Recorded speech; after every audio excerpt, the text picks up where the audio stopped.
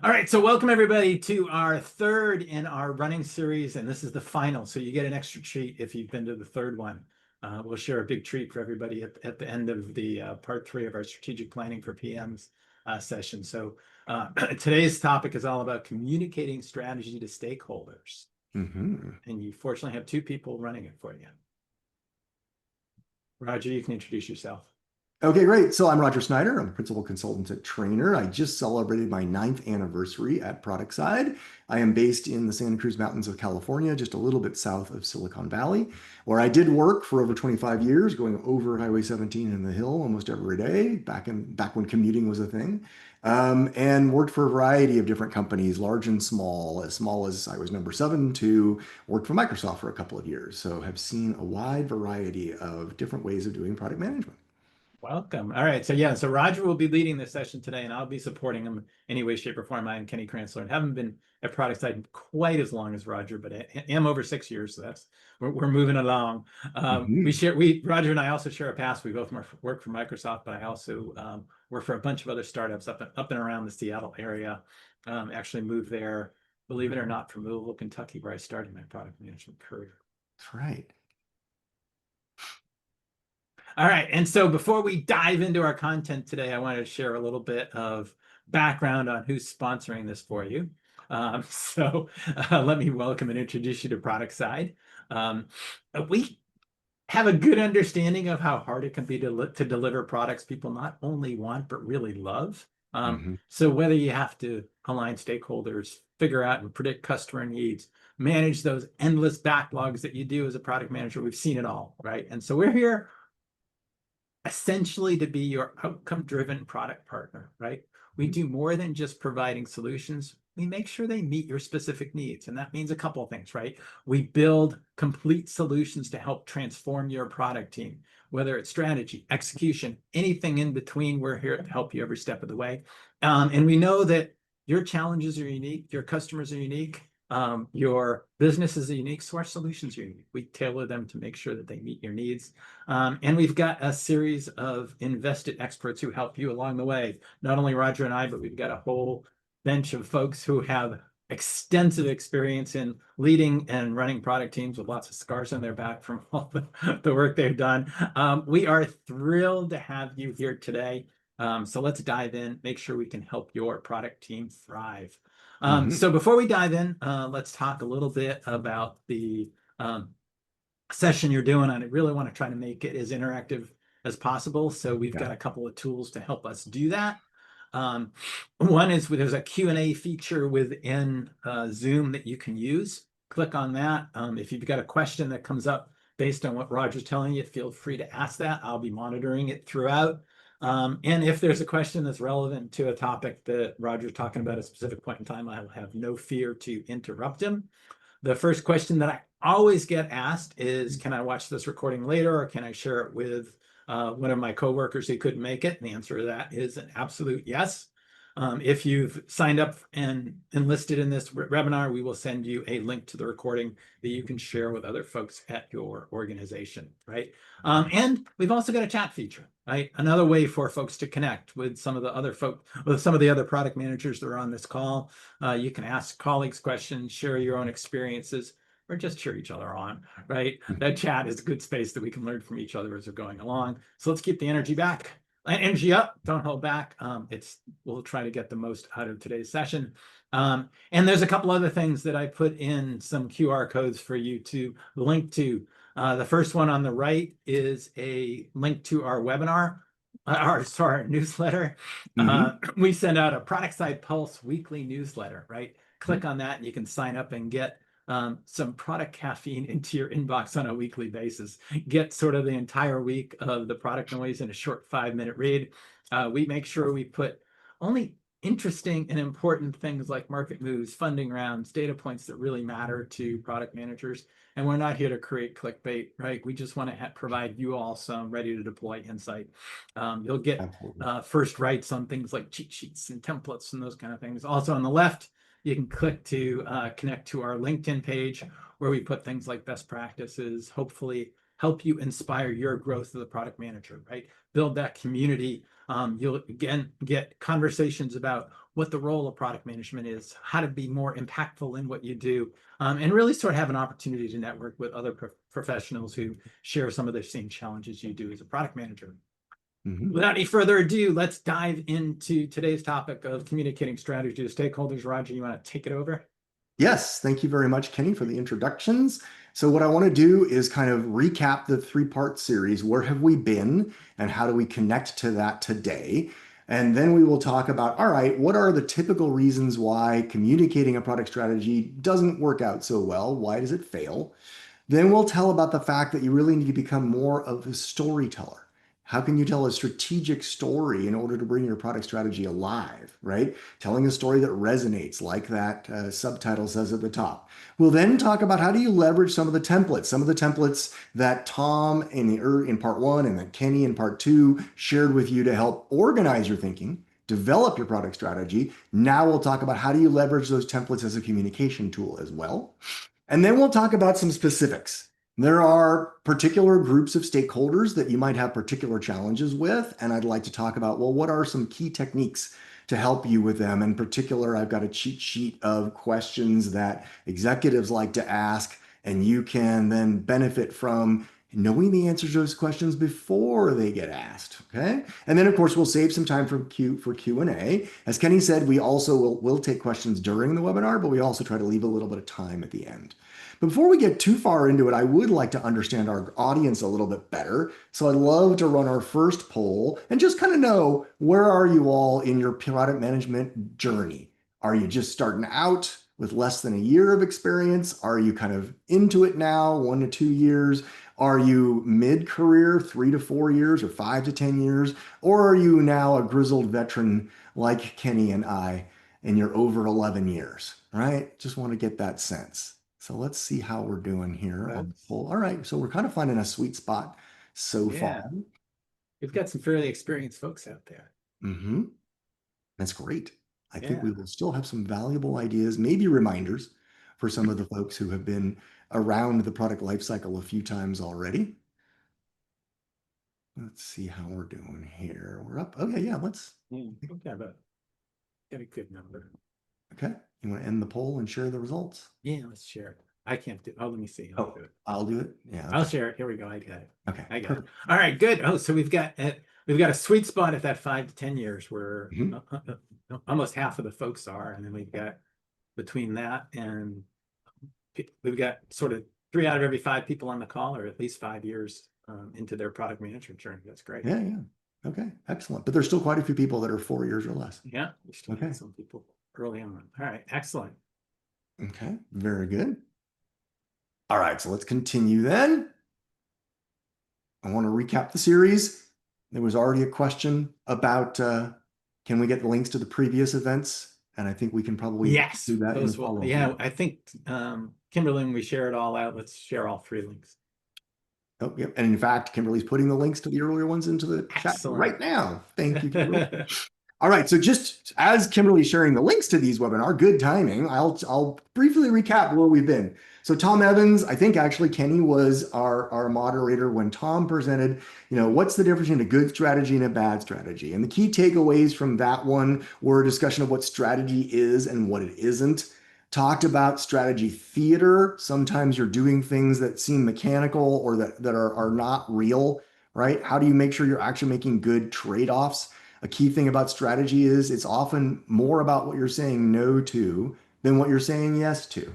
That's important, right? We talked about what is a good product strategy. It's one that allows you to make sure you're addressing a specific set of users in a given context, and you're providing them with real value that is what they are looking for to accomplish, as well as differentiation from your competition, right?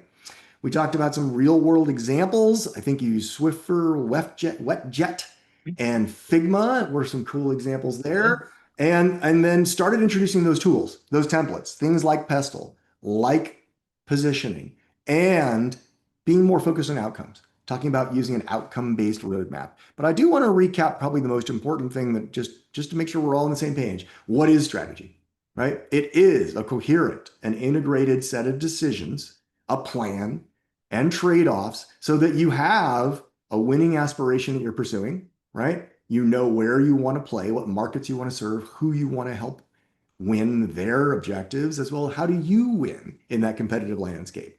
And it does include your core capabilities and how you go about making decisions. All right. So those are all key elements of your product strategy. So that was a great webinar.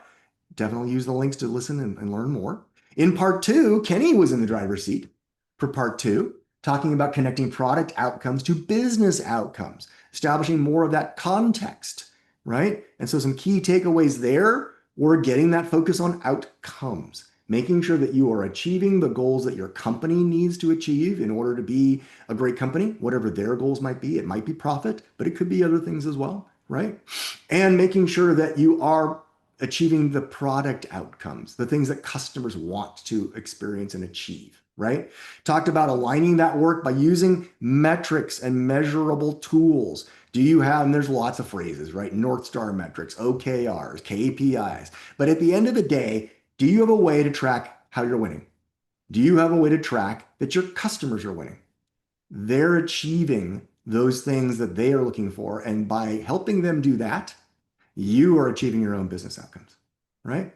And then you can use those metrics to communicate, right? I really like this part of the webinar because it talked about connecting the dots, right? When you're defending your roadmap, you can say things like, look, this particular feature is supporting our Q2 OKR to reduce churn.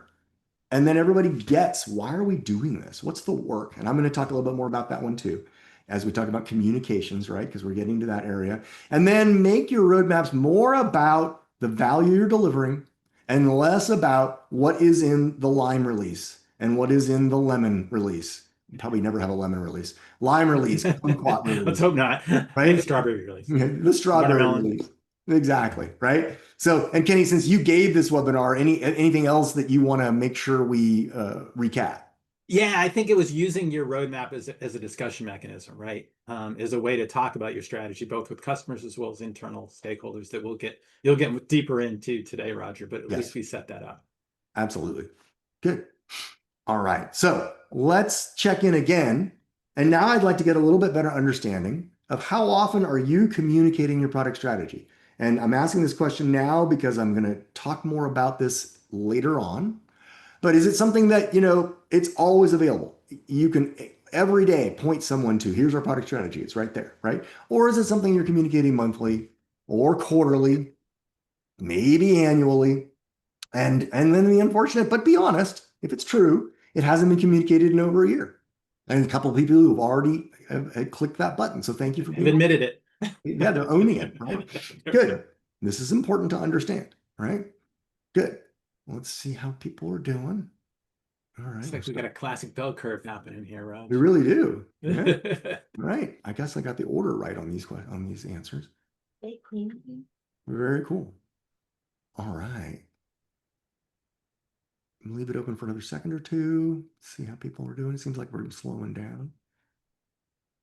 Get to the end here. Okay.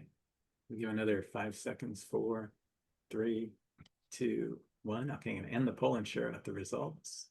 So yeah, we do have a bell curve here. Quarterly seems to be the most popular. It does. Okay. Well, I'm encouraged to hear that actually, because yeah, that's great. A while back, it used to be that people only communicated these things on an annual basis, right? So this is already moving in the right direction from my perspective. That's good. But we'll talk about some techniques to maybe amp up and increase the frequency of your communication. Okay. All right. Let's keep going. All right. So let's first talk a little bit about what are some of the obstacles to being effective in strategy communications. All right. And honestly, there's a lot that's going against you here. It's not your fault all the time. All right. It is true that strategy can be hard to communicate. Let's face it. How often are you getting a good understanding of strategy from your executives?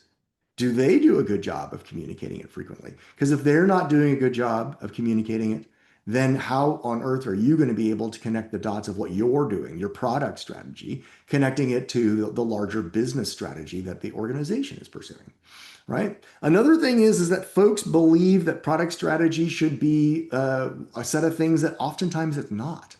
There's this concept of misaligned expectations. People are expecting that you're going to have every detail in your product strategy. That's not a strategy. That's tactics, right? Another challenge is you know more than just about anybody else about the product.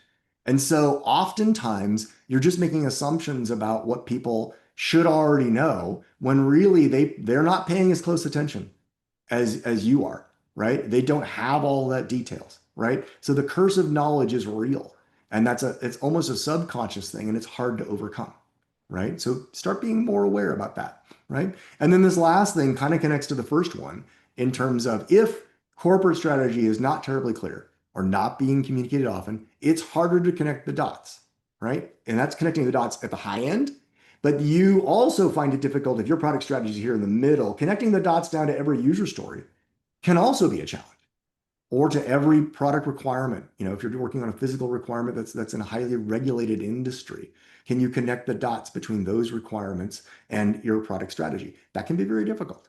All right. So these are some of the challenges that oftentimes are not your fault, right? But you know what? It can be your fault too. All right. I want you to own some of this. Okay. Product managers often get too focused on the solution. They, again, from that curse of knowledge, already have the context of the who, the customers, and the why. What problems are they trying to solve? And they're looking at all of these, and all that detail just gets lost. Let's focus on the solution. We got to get it built. Let's get out, right? So you need to back up and make sure that you're sharing the full picture. And we'll talk about techniques to be able to do that. Oftentimes, too, product managers are focused on too much of the facts aspects. What's the functional job to be completed? And not thinking enough about the fact that your users are people too, right? They have emotions. You want them to have joy. You want them to not have frustration, right? So you over focusing on just the facts and not spending enough time thinking about the whole person, their emotional needs, their social jobs to be done, their emotional jobs to be done. Very important to open up that lens as well. Also, you get dragged down into the details, right? And this is, almost every product manager I work with in working with corporate customers and even our public classes, they're always struggling to get because they're down in the details. How can you take a breath, get up out of the weeds, and spend time being focused on strategy as well as communicating that strategy? And the last part of this is it can be a lot of work to build a business case, to get your product strategy approved. And then once it's approved, you breathe a sigh of relief and you move forward. And then you kind of don't revisit it. You don't talk about it very often. I think I saw in the chat someone said, it's always available, but we don't actually keep it updated very often, right? A common problem, right? So good comment there. I think that was from Margaret, right? Yep. So product managers treat product strategy as a one and done, all right? So these are things you want to start avoiding. You want to try to flip and be more thoughtful about, okay? All right, so I want to check in again. I'd like you now to be a little introspective, given the context I just shared, some of the things we just talked about. How well do you think your product strategy is being understood? So let's start this next poll. And some of the answers, right? I'm being a little facetious, right? The core team and the stakeholders have it memorized, right? Maybe not memorized, but they know it, right? Everybody who's a stakeholder that's close to the product, they get it, they understand it, right? Maybe not quite as good, but all major decisions are still being guided by your product strategy. Okay, that's pretty awesome, right? Less good, refer to it occasionally. Sometimes when we have a big problem, we go back to it, right? Then even less useful, it's on our slides, but not reviewed very often. Okay, it's out there. We published it, but we're not looking at it, right? And then, hey, some days I don't understand our product strategy, right? And I love the honesty. I've lived that one before. Yeah, I've lived it too, right? And sometimes that can be because it's hard to establish a strategy when you don't know the larger strategy or what's going on out there, right? Okay, good. Some honesty here in these answers so far. Good. We are getting some honesty. People Mhm. are giving us decisions about not quite understanding exactly where their strategy is. Right. All right, let's share out the results. Yeah, please do. Here we go. So yeah, so it looks like we got a bunch of answers about things that are on the slides or using it a little bit for guidance or they don't understand it. Mhm. Okay, but 32%, if you add the first two, yeah, 32% feel like all major decisions are being guided by it, and that good. people know it well. That's Yeah, encouraging. so at least a third of the people are building it into their product plans pretty well. Right, right. Nice, nice. That's good. All right. Well, now let's start giving you some tools to get better at this, right? And it starts by understanding that maybe you didn't realize this, but as a product manager, you are a storyteller, okay? And you really can gain a lot of traction by becoming more effective at telling a strategic story. And let's talk about this first. We're going to be literary here for a moment and talk about what are the key elements of a good story. All right. So, I pulled this from some literature websites. You need a setting. Okay. What's going on? Where are we? What time frame are we? Those kinds of things. We need characters. We need people that we can identify with, that we can share in their struggles and their goals. The next thing. What are they trying to accomplish in their lives? Right. And then what gets in the way? What are the sources of conflict? What are the sources of challenge? Right? Then a catalyst. What is something that can actually change things for the better? Help address those conflicts, address those challenges. Then a good story has a resolution, right? There is improvement, right? Ideally, it leads to even in the next part, there's a transformation, a real change in the way you think, in the way you behave, in the way you operate, right? And a good story never forgets emotions and expresses empathy. You want to identify, probably as you've watched a show or read a book, the books that are better, the stories that you watch are better when you can actually share empathy with those characters, right? So now let's map this to product management, okay? With respect to product management, you need to provide context, market context, competitive context. Important to have that understanding. Of course, you've got hopefully your personas, drawings and stand-ins for the real people that are using your products, right? You've got product outcomes as the goals. What are they trying to achieve?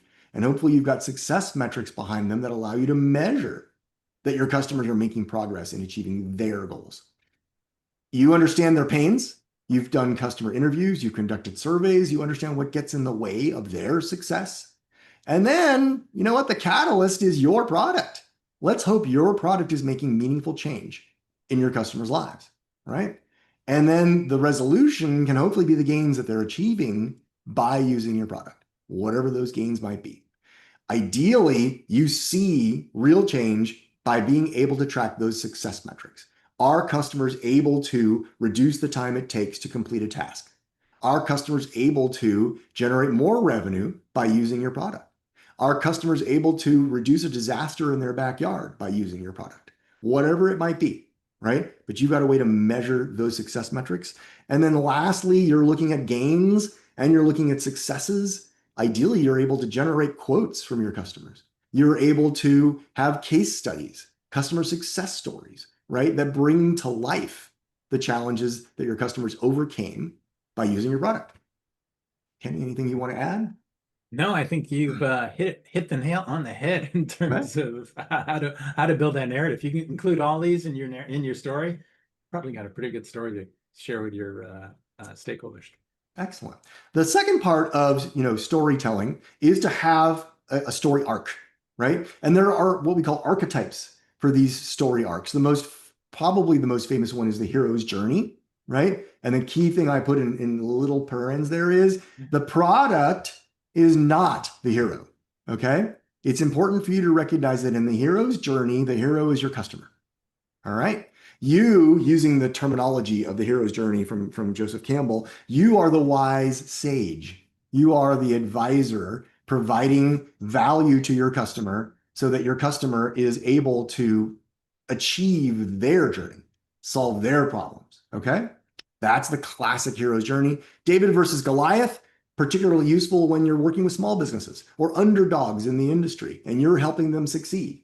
The reluctant hero, you probably all encounter this one. Customers who are skeptical, customers who are resistant to change, right? Oftentimes overcoming the status quo, the old way of us doing things, right? We've always done it this way, right? So the reluctant hero story might be particularly apropos for you, right? And then continuous improvement. For those of you who've got mature products, right? Where there's only small, if you will, incremental gains, still can your long-term customers see some ongoing improvement? Another great story frame that you can use in order to tell that story, even for your mature products, okay? So think about using those story arcs in your storytelling. All right, we've used the product outcome canvas before in this series, and it's a powerful tool to bring together everything onto one sheet and gives a really good understanding of what's our product strategy. The challenge with it is there's a lot on it. Okay. So how do you pick this apart? How do you tell a story from here? Now you'll notice we do have a couple of story elements, right? So those can definitely be the beginning of the conversation, right?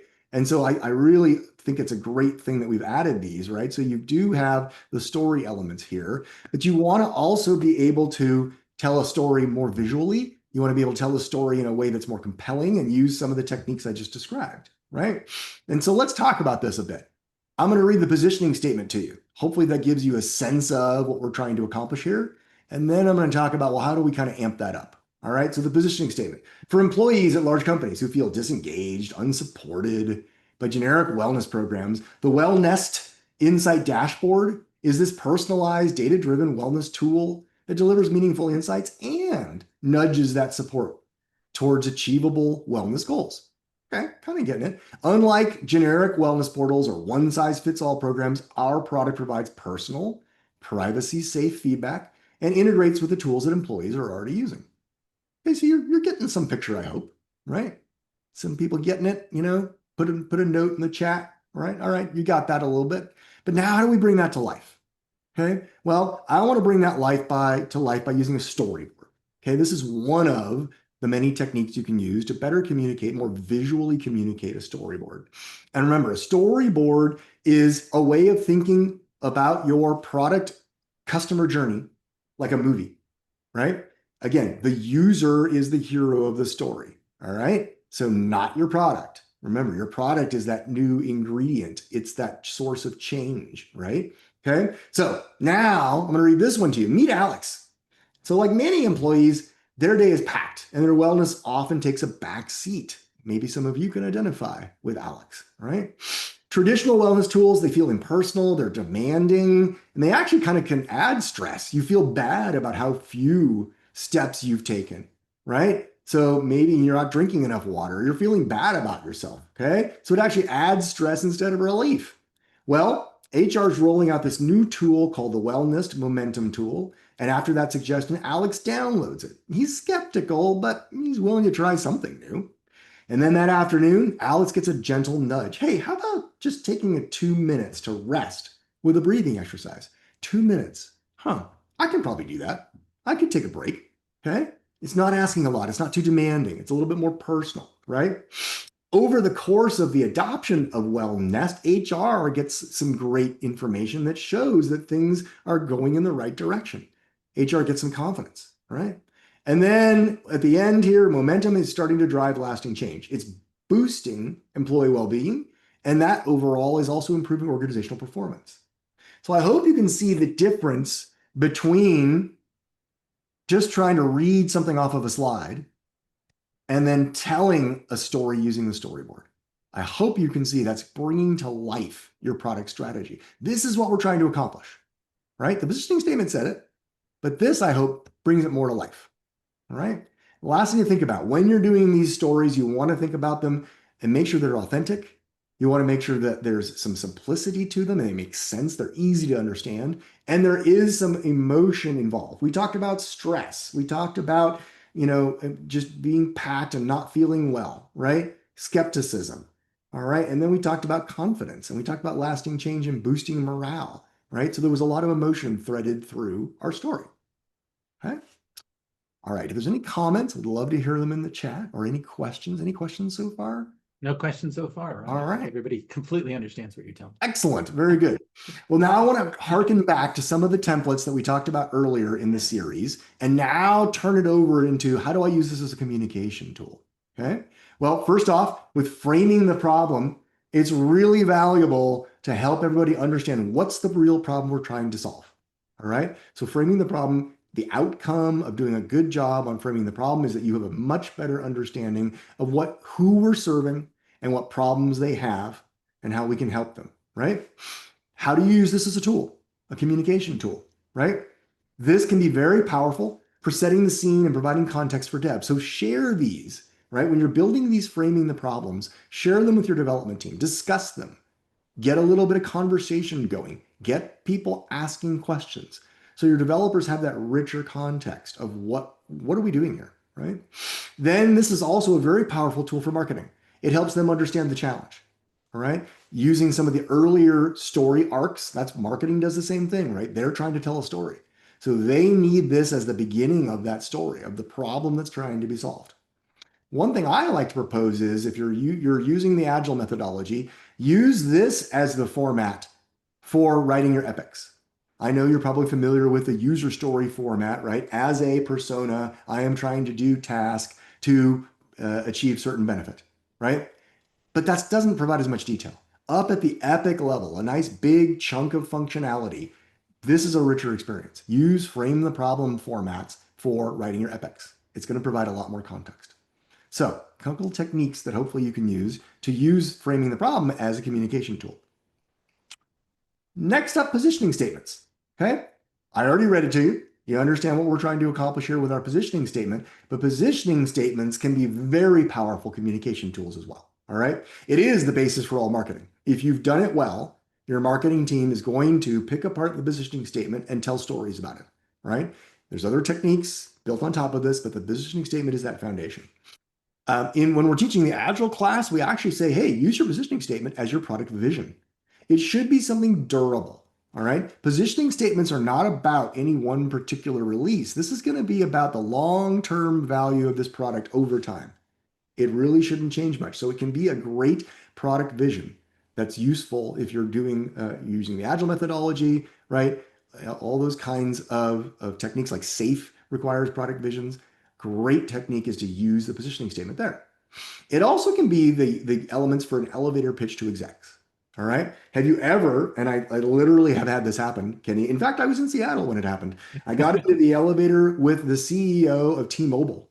And he doesn't even know I'm a vendor, right? I'm there as a vendor, and he's like, "Hey, how's it going?" I'm like, "Oh, great. What do I say?" Right? It's like, I'm saying it's going great, and I used a little bit of the position of our products to express, "I'm up here working with you all to help make better smartphone experiences for your customers." That's what I was there for, right? That was a little bit about my positioning of the products that we were selling to T-Mobile at the time, right? So you can draw on this if you're caught in a moment, right?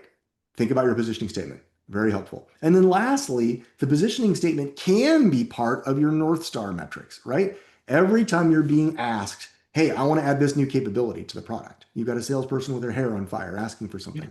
Hold up that thing against the positioning statement and say, does this thing help me actually continue to achieve the positioning statement? Or does it really not connect? And if the answer is it's not connecting, that's a good signal that maybe this is not as valuable a thing. If it's not going to help us continue to provide value and differentiate, right? So a lot of, I hope, good techniques for you to use your positioning statement as a communication tool. All right, one more. Let's talk about the outcome tree. We talked earlier in the series of these webinars about being more outcome focused, both our business outcomes, what we selfishly want to accomplish for us, and our product outcomes, what we want to accomplish for our customers, right? Well, when we're doing that, we can use the outcome tree to connect the dots. Remember that was one of the earlier challenges that I mentioned, connecting the dots, right? So you can definitely help people get alignment. They can understand why this epic, why this feature, why this particular user story, because they should be able to say, okay, if I do this work, it's going to help us achieve this product success metric, which is going to help the customer achieve this product outcome, which is going to help us achieve our own business goal, right? Those techniques can really be powerful to justify to everybody, why are we doing the work that we do, right? Hey, Roger, we've got a question that came in. Please. Raj wants to know, how do we integrate the positioning statement, the product outcome canvas, and the outcome tree with AI? Oh, okay. Let's say more in terms of with AI. Are we talking about using AI to help us develop these? Or if AI is being the flavor of the day and we're trying to evaluate AI as an ingredient of our product? We should probably do both. Okay, well, so let's talk about it as an ingredient to our product, right? Right here on the outcome tree, right? AI gets added, comes in like, oh yeah, we need to add AI. Okay, cool. What does that mean? Well, start with your success metrics. Start with your outcomes, right? So let me erase this all, right? If we're trying to go, we want to add AI, Let's look at each one of these outcomes and say, would AI help me better achieve one of these product outcomes? And if it would, can I figure out which metric it would help me advance? Right? So start with the problem space. Start with understanding the problem and then those outcomes in particular. If I can find a way for AI to help in those, awesome. Then AI probably will add value to my product, right? To the other side of the question, like the storyboard I generated earlier, I used AI to generate that storyboard. Okay. Start using AI in everything you do. Even when you're looking at, problem information. Let's talk about that example. You have just conducted 10 interviews. I did this just recently, as a matter of fact. And I just inserted all the interview notes in, even though I had AI summaries of the interviews. I inserted all those notes into AI and I said, hey, what were the themes? What were the key things? What were the repeated problems, right? What were they asking for the most? And AI quickly summarized this information for me, made it a lot faster for me to come to a better understanding of the real problem, right? So you can use AI both to improve your efficiency, and you can use these tools to evaluate whether adding AI to your product is going to actually add value for your customers. I hope that helps. All right, let's keep going. Now, one thing I want to emphasize, we talked earlier, I asked the question earlier of how often are you sharing your product strategy? No matter what you said, it's probably not often enough. Okay. I just want you to come away with that concept. It's probably not often enough. Um, Karen Giuliano is one of the people that says, say it 7 times in 7 different ways. You may have heard the expression, tell them what you're going to tell them, then tell them what you told them, right? Those are all in the same vein of we have to repeat ourselves frequently. Remember that one and done issue. It doesn't work. You're going to have to repeat what you're saying about your product strategy. A couple of tips. Vary the format. Okay. Use storyboards. Use techniques like the outcome tree. Use the various templates. Tailor the message. We're going to talk about that in our next section. So hang on for that one. Embed it in your ceremonies. Back in the day when we actually had offices and we were working together, we put our personas up on the walls. We put the persona in the conference room where we had our daily stand-up, right? So that every day we were reminded of the who of what we were trying to solve. Whenever you're doing sprint reviews or sprint planning, start with, hey, here's our outcome tree. Hey, remember our positioning statement, right? Use different flavors of it, different times to keep it exciting and interesting, but make sure it's in people's faces on a regular basis. You've got ceremonies, you've got these techniques, you've got maybe even a product core team meeting. Remind people of those things, right?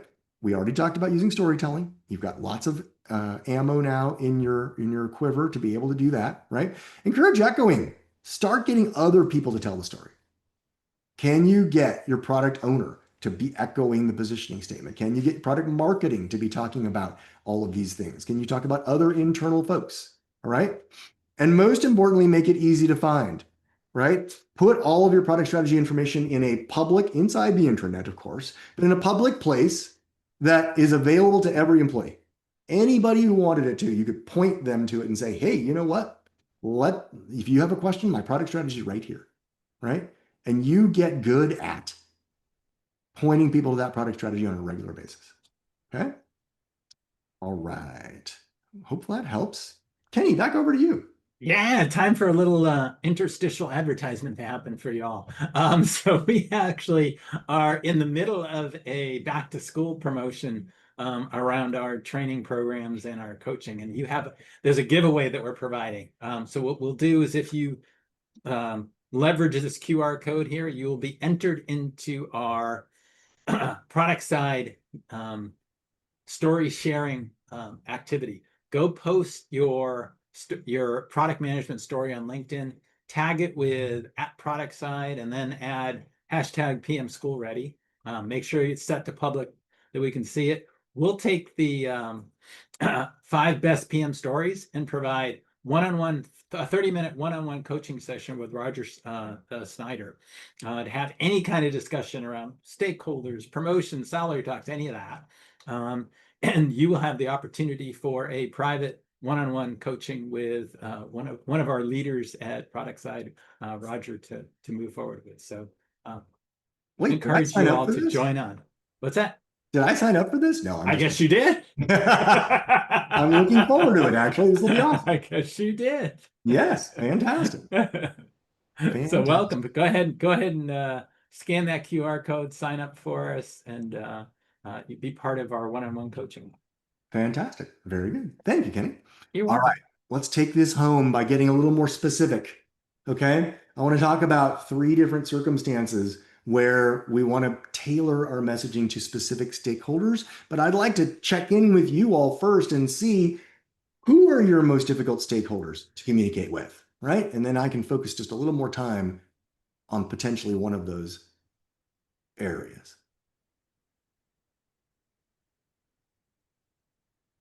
Like we have a good race between sales and execs.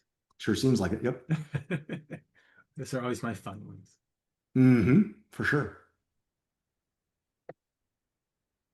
Nice. Not challenging to talk. Oh, one, talking to customers. Okay. All right. Well, I'm glad to hear it's not typically not challenging to talk to customers. That's great. I mean, it can be, but if you're feeling comfortable talking to them, that's awesome. Looks like most people are in good shape with customers. Very good. Sounds like it's those hippos that are winning out for us. I guess so. Yeah. All All right. right, we'll share the results here. Let's see. Mhm. Yeah, so we got more than half the people that have a problem with hippos. Excellent. Okay. Right. And for those of you who are not familiar, hippos, highly paid person's opinion, right? Typically an exec, right? So good. All right. Well, let's dive in then, and we'll spend a little more time talking about the hippos in particular.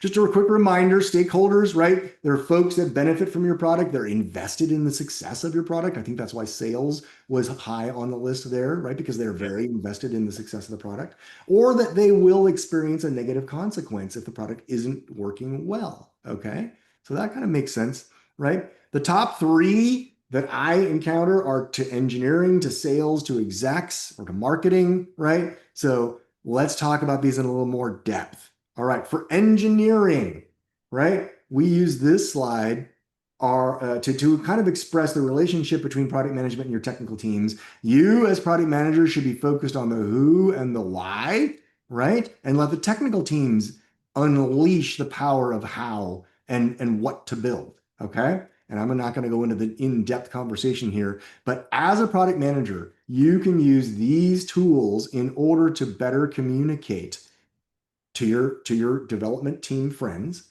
right? By showing them the connecting the dots with the outcome tree, by sharing with them, hey, if we achieve this release, if we in this next PI or this next upgrade to our product do these things, we should be able to help the company move forward on these business outcomes. Of course, we want to talk about the who, the personas, who are the people that are going to benefit from this product so they can identify with them, right? And we need to identify with them by understanding their problems. We talked about that already. And we're going to track their success with the product success metrics, making sure we are, in fact, helping them achieve these things. And we can tell good stories by using the storyboarding technique. So use all of these techniques to tell more to your technical teams. Okay. I hope that helps. If you want to give them that context, they often are just asking for details, but if you give them more of this context, then they can spend more time themselves working on the details because now they get it. They understand the bigger picture, right? I get excited. And the hope is you don't need to be a part of every single discussion that happens. Right. And exactly. That's why I put the red circle over here. Yeah. And he's leading me there, right? Try not to be doing that much work so you have more time to spend on doing this work. Okay. All right. Let's talk about to sales and to marketing, right? You want to use personas, bring these people to life that are benefiting from our product and their problems. Use the positioning statement. Again, with marketing in particular, it's valuable, but also sales gets benefits from understanding what are the key benefits of our product and how are we different from competition. This technique is one that we haven't talked about in the series, but it's an important one that builds on top of positioning statements. What are the key messages for each persona? What are the key benefits they care about? And why should they believe you? What are the proof points? And then again, too, storyboards are valuable here. So see, you're getting a lot of leverage from the work that you're doing in order to become a more effective communicator. And then last, but certainly not least, to executives, right? I already mentioned the positioning statement can be something when you're on the hot seat or just have an elevator pitch moment, but focus on the business outcomes. What's in it for the company? How does the company get better? as a result of the work that we're doing. That is the fastest way to an executive's heart, that you get that by working on this product, I'm going to achieve these business outcomes, right? That's where the executives go, okay, cool. I want to invest in this product because I can see how it's going to help my organization, right? That's very important. And then you are also demonstrating this by actually being able to connect the dots and say, look, we're helping our customers get better at this, right? Be able to complete a roof faster, be able to analyze a database and come up with insights faster, be able to save costs, whatever it might be. We're showing the value to our customers, and that's going to help them achieve their goals, and that's going to help us achieve our goals. That's going to be crucial. Yes, they do want to know some financials, so have a couple in your back pocket. ROI, right? Time to recoup the investment, right? Lifetime value of the customer. Demonstrate that you're not just thinking about features, you're thinking about the business aspects of your product, right? And then lastly, again, storyboards bring the story to life. Do use those techniques with your executives. All right, so Kenny, here's a little back pocket cheat sheet, right? Some of the typical product strategy questions that executive asks. I'm not going to go through all of them, but I want you, afterwards, you can listen to the recording again and you can see that for each one of these, I demonstrate what template or tool you could use to help answer that question. All right. So as I run down these, one of the typical ones that they love to ask is, well, why should I do this now? And from your work and understanding the marketplace, understanding the conditions of the market with pestle analysis, way back in the first element of this three-part series, Tom talked about the value of pestle, getting that market landscape, understanding the competitive situation, right? Those are good things to be able to express when people say, why now? Okay, well, here's the current market situation. Regulations are changing, or this competitor just launched a capability that we don't have, whatever it might be. How it helps answer the why now question. How big is the opportunity? Also important. You should know the size of the market opportunity using techniques like TAM, SAM, and SOM, right? I'm going to jump down to the last one, right? This is one of the favorite exec questions. What if I do nothing? They just kind of sit back and they fold their arms and they've been looking at you this whole time and they go, what if I just do nothing? Well, for that one, I call this a special flavor of the parade of horribles. You want to actually pull out various pieces of what we've been talking about. Some of the market situation, the market opportunity right now, the competitive landscape, how we're going to differentiate, and if we don't, what the consequences of those are. The parade of horribles is all about the negative downside consequences of us just not doing any work, of us not addressing the issues that this particular product or release or update that we're working on should bring value to our customers, value to us as an organization. So have that ready as well. I don't know, Kenny, any others that you want to highlight or any thoughts you have here? No, I think you've summarized it well there, Roger. Okay. And especially that parade of horribles. What happens if we don't do it? Don't do it needs to be done and start to fail in our market position. Right, right. That's crucial. All right, so let's wrap up. I want to go back and just make sure that we talked about these things you understand. I want you to become a storyteller. Okay. I really want you to expand your storytelling techniques, and I want you to tell a compelling product story. Choose one of those story arcs. Don't forget the elements of a good story. Bring all of that to bear.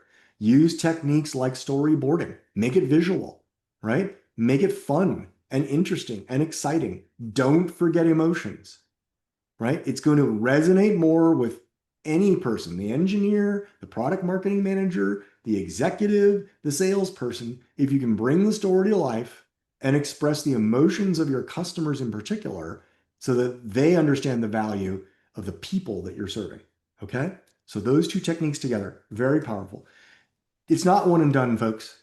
Unfortunately, and I know it's more work. I get it, right? I'm hoping that by leveraging the tools that you use to develop your product strategy, you're gaining back some time. You can leverage those tools to be more effective at your communication, but you've just got to keep repeating this. Start making it part of your ceremonies. Anytime somebody gives you a microphone, talk about your product strategy, right? and get that in front of people and get an echoing going on. Echoing is a powerful technique. Get others to be telling this story as well, so that it's not just you, it's a whole bunch of people that know the product strategy and can repeat it to make sure people understand, right?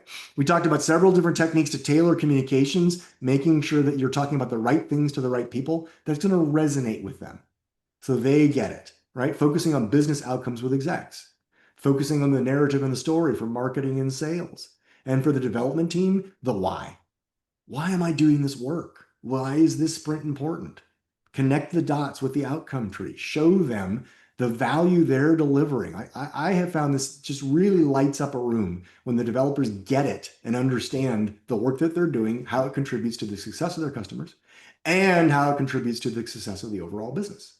And like I said before, leverage your templates, right? Be able to reuse those templates as communication tools. So I hope that helps you all. I think Kenny has some more details, and then Yeah, let's. some last wrap up before we get into questions. Just a couple of reminders of things that are available from Productside. One is I mentioned the back to school sale that goes until September 5th. Anybody that comes to our website will have or connects to us, follows us on LinkedIn. We're offering $800 off any of our live online classes. We're offering 15% off any of our self-study classes. And there's that huge coaching giveaway where 5 winners will get a 30-minute session with a one-on-one career coaching session with Roger. So don't forget to post to our back to school photo or some short session or PM struggle that you have. Fantastic. And let's see. Free download? Oh yeah, here's a free download. Yes. So for anybody that's seen some or all of our 3-part session on strategic planning, we put together a special blueprint pack just for all the things that we've done as part of this series. It includes things like pest flow analysis, competitive analysis, framing the problems, positioning statements, the outcome tree, the product outcome canvas, the outcome-based roadmap and release plan, go-to-market enablement are all included in that free download. We've got sort of the wellness example embedded for how to fill out some of those templates, but feel free to connect to this QR code and get a version of our playbook pack for strategic planning. Yes, someone asked that question earlier on. Hey, how do I get the templates? Here's the answer. Here's how to get them. What's coming next? Yeah, so we've got a webinar in the middle of September, September 10th, led by Tom Evans, who did our first strategy webinar. Cynthia will be supporting him, but it'll be about the next generation version of how to do product-led growth. You've probably heard a lot of product-led growth in the past 10 years. How has that evolved? How has that changed? What is the impact of things like AI, community, and personalization on starting to redefine what product-led growth looks like in 2025 and 2026? Excellent. And then we do have some courses coming up. Roger has a optimal product management class with a live online session starting September 9th. A great opportunity for you to leverage that back to school sale by September 5th. We're running a AI product management class where you can get insights on the notion that Roger talked about before when we talked about how to use AI for some of these things. Either Tom or I will be teaching that one at the end of September. We've got another version of our live online for optimal product management in October. And then if you're going to be in any of the following cities, either in London, New York, or Austin, Texas, you can actually get a live and in-person version of our optimal product management class in September, October, or December. Yes. And I'll point out the October 21st through 23rd one in New York, there was a switch there. I'm going to be the one doing that one. That's going to be Roger. Sorry, Ryan, but I will get to go to the Big Apple in October. So see me there live and in person. Yeah. And with that, I don't want to, we've got about 4 or 5 minutes left for questions. Use the Q&A panel that we have in Zoom to ask any of your questions, and we'll make sure that those get posted up here. So, well, I see one in the chat. So there's one in the chat. Let's see if Trina asked about upskilling and market analysis. In the past, she's had access to a market intelligence team who could pull data and do the market model, right? But should I then be investing in my education by taking courses in data analytics? So I kind of give, and Kenny, you chime in too, but I give a 2-part answer to this. First, I would say, make sure you are familiar with the market and gathering tools first. Understand what you can use a survey for. Understand the benefit of an empathy interview. Understand the benefit of conjoint analysis, right? What are some of the techniques used to gather the data in the first place, right? And make sure you're clear on that. In particular, I think every product manager should be great at conducting their own empathy interview. But then once you've got that foundation, maybe you already do, right?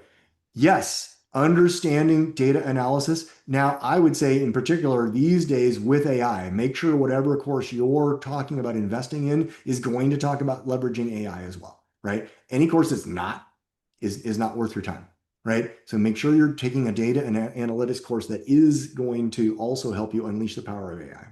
Yeah, I think that's a great answer, Roger. All right, we've got a couple other questions that Excellent. are sent to me You're privately. welcome. Let's see.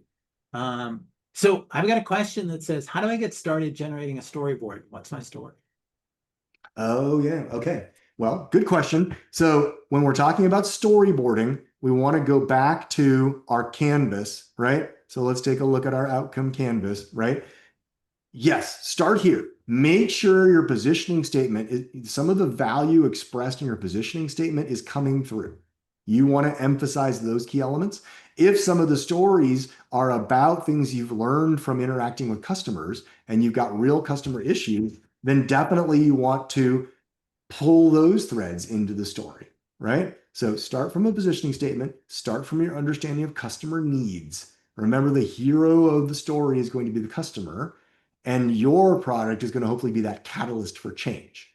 So use those techniques, go back to the story arc slides too, but start here, right? Make sure you understand the problem that the customers are trying to solve, right? So I also emphasize that, drop my little pen here, and make sure that it starts with the problem.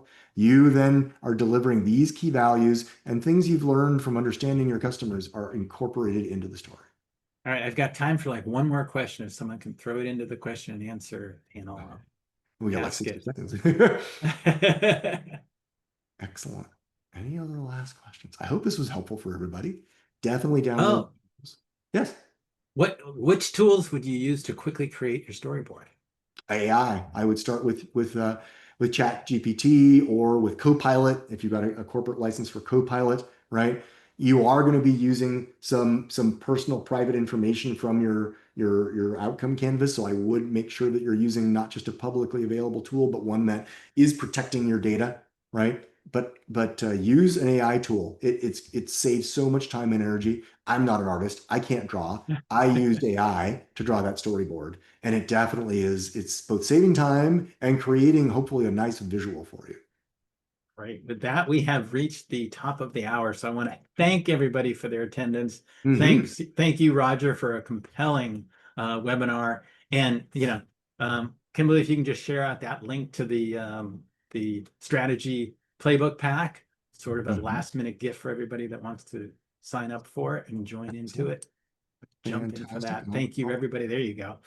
There's that powerful new playbook on strategic planning for PMs. Thank you Mhm. all for your time, attention, and have a wonderful rest of the week and enjoy. Thank you, Kenny. Thank Great. you, Raj. Appreciate the moderation. Appreciate it. Good All right. conversation. All right. See you all next time. Take care. Bye, folks.